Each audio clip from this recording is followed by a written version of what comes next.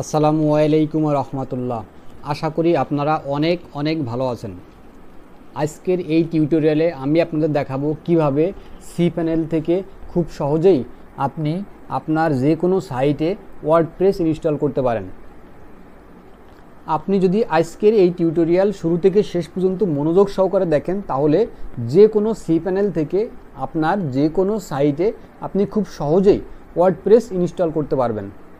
তাহলে চলুন কথা না বাড়িয়ে আমরা কাজে ফিরে যাই।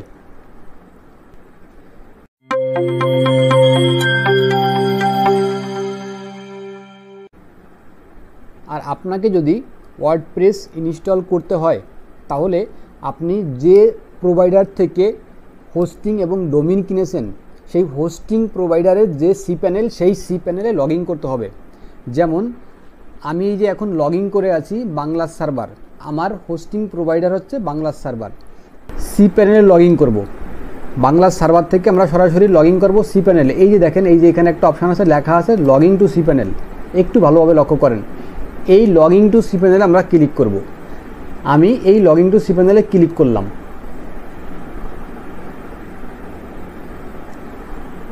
এখানে ক্লিক করার সাথে সাথে আপনার সামনে ঠিক এইরকম একটা ইন্টারফেস চলে আসবে। একটু ভালো করে লক্ষ্য করেন, সেম এরকম একটা ইন্টারফেস আসবে। আর যখনই আপনার সামনে এরকম একটা ইন্টারফেস আসবে আপনি স্ক্রল করে একবারে নিচের দিকে চলে আসবেন। এই যে আমি দেখেন স্ক্রল করে করে নিচের দিকে চলে যাচ্ছি। যখনই নিচের দিকে আসলাম একবারে লাস্টে দেখেন এই যে এখানে একটা জিনিস লেখা আছে ওয়ার্ডপ্রেস। ভালোভাবে লক্ষ্য করেন, এই যে এখানে লেখা আছে ওয়ার্ডপ্রেস। এই ওয়ার্ডপ্রেসের এইখানে আপনি ক্লিক করবেন। আমি এখানে ক্লিক করলাম। এখানে ক্লিক করার সাথে সাথে এইভাবে একটা ইন্টারফেস আপনি দেখতে পারবেন। এই যে এখানে লেখা আছে ইনস্টল। আপনার যদি এই cPanel-এর আন্ডারে একটি ডোমিন থাকে তাহলে সরাসরি এখানে ইনস্টলে ক্লিক করলে হবে। আর যদি আপনার একাধিক ডোমিন থাকে তাহলে কোন ডোমিনের উপরে আপনি ওয়ার্ডপ্রেস ইনস্টল করতে চাচ্ছেন সেজন্য এই যে এখানে যে ড্রপডাউন মেনুটা আছে এই ড্রপডাউন মেনুতে আপনি চলে যাবেন। আমি এই ড্রপডাউন মেনুতে ক্লিক করলাম। ড্রপডাউন মেনুতে ক্লিক করার পরে দুটো অপশন আছে, কুইক ইনস্টল আর একটা আছে কাস্টম ইনস্টল। আমি চলে যাব কাস্টম ইনস্টলে, কারণ আমার এখানে একের অধিক ডোমিন আছে, এই জন্য আমি কাস্টম ইনস্টলে যাব। আর যদি একটাই ডোমিন থাকে তাহলে সরাসরি এখানে ক্লিক করলে চলে যাবে। আমি কাস্টম ইনস্টলে ক্লিক করলাম। কাস্টম ইনস্টলে ক্লিক করার সাথে সাথে দেখেন এই যে এখানে অনেকগুলো অপশন আছে। এখানে লেখা আছে HTTP। আমি এখান থেকে এই ড্রপডাউনে ক্লিক করে অবশ্যই HTTPS এটা সিলেক্ট করব। সিলেক্ট করার পরে এই যে এখানে দেখেন এখানে লেখা আছে bangladeshdiary.com। এই ড্রপডাউনে ক্লিক করলে এই যে নিচে আর একটা সাবডোমিন আছে alamgir.bangladeshdiary.com। আমি এটা সিলেক্ট করব কারণ আমি এই সাইটের উপরে ওয়ার্ডপ্রেস ইনস্টল করতে চাচ্ছি। এরপরে আমি নিচের দিকে চলে আসব। নিচের দিকে আসার পরে দেখেন এই যে এখানে লেখা আছে একটা অপশন, এই যে WP। আপনার এই WP-টাকে আপনি এখান থেকে ডিলিট করে দিবেন। আমি এটাকে ডিলিট করে দিলাম।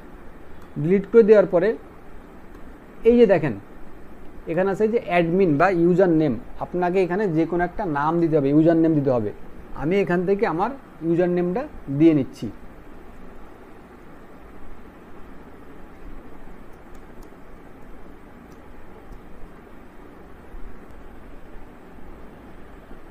ইউজার নেম দেওয়ার পরে এই যে নিচে দেখতে পাচ্ছেন অ্যাডমিন পাসওয়ার্ড, এখানে একটা স্ট্রং পাসওয়ার্ড দিতে হবে। আপনি আপনার মতো করে একটা পাসওয়ার্ড দিয়ে নেবেন। আমি আমার মতো করে পাসওয়ার্ড দিয়ে নিচ্ছি।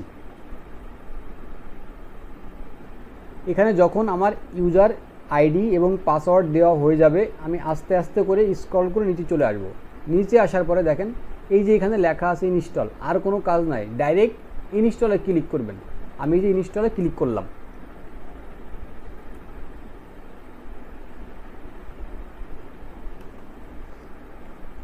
ইনস্টলে ক্লিক করার সাথে সাথে দেখেন এই যে এখানে উপরে একটা মেসেজ শো করছে।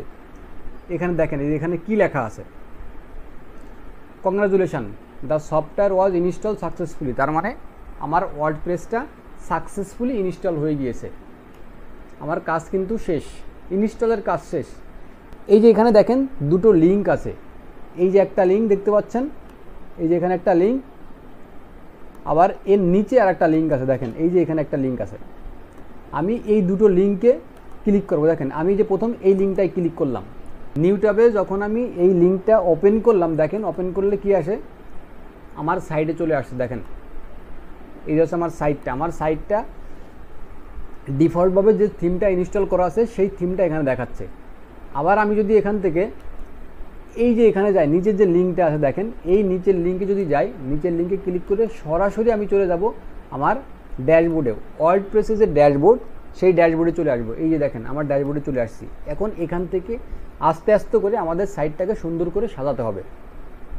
আমি আশা করি আমার আজকের এই টিউটোরিয়াল আপনি খুব ভালোভাবে বুঝতে পেরেছেন।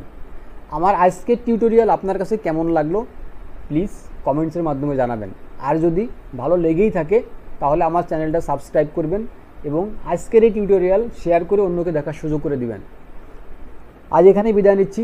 ভালো থাকবেন, সুস্থ থাকবেন। আসসালামু আলাইকুম ওয়া রাহমাতুল্লাহ।